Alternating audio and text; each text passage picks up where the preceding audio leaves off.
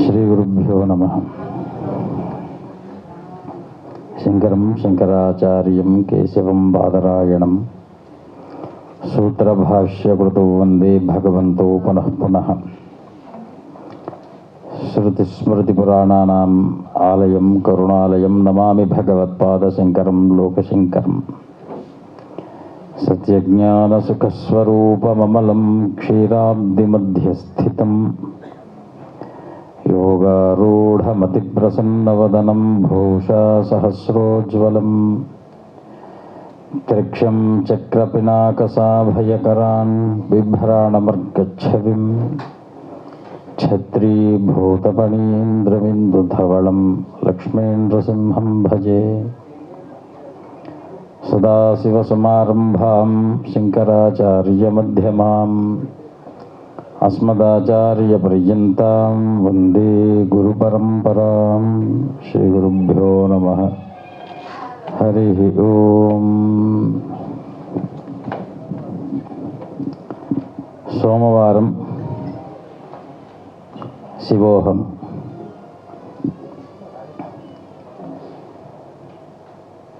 ప్రదోషకాలం ప్రమథగణ పరివేష్టితమైనటువంటి కైలాస పర్వత ప్రాంగణం. ఈ సభ శివోహం. ఎందుకంటే శివగణం మాత్రమే రాగలిగినటువంటి శివకీర్తన శ్రవణానికి మీరందరూ వచ్చారు అంటే మీరందరూ శివుణ్ణి అహం అనుకున్నారు కాబట్టి ఇక్కడికి వచ్చారు. మాకు తనికెళ్ళ భరణి గారు ఫోన్ చేసి శివోహం పాఠ ఆవిష్కరణ, దానికి మీరు రావాలి, మీ చేత్తో ఆవిష్కరణ చేయాలన్నారు. మామూలుగా అయితే సోమవారం సాయంకాలం పూట మాకు పీఠ అర్చన వారాల్లో సోమవారం మాకు అధికంగా ఉంటుంది. కానీ ఆ అర్చన ఈ అర్చన రెండూ కూడా సమానమైనటువంటి రచనా సామగ్రితో శుద్ధాల అశోక్ తేజ గారు శివోహం అనేటి ఒక అద్వైత సిద్ధాంత భావనను కలగజేశారని చెప్పి ఆ అర్చనను కొద్ది కాలానికి ఈ రచన ఆవిష్కరణకు వచ్చేసాం. ఈవేళ సోమవార కాలాన్ని దాంట్లోనే వారు అన్నారు ట్రైబలుడు అని.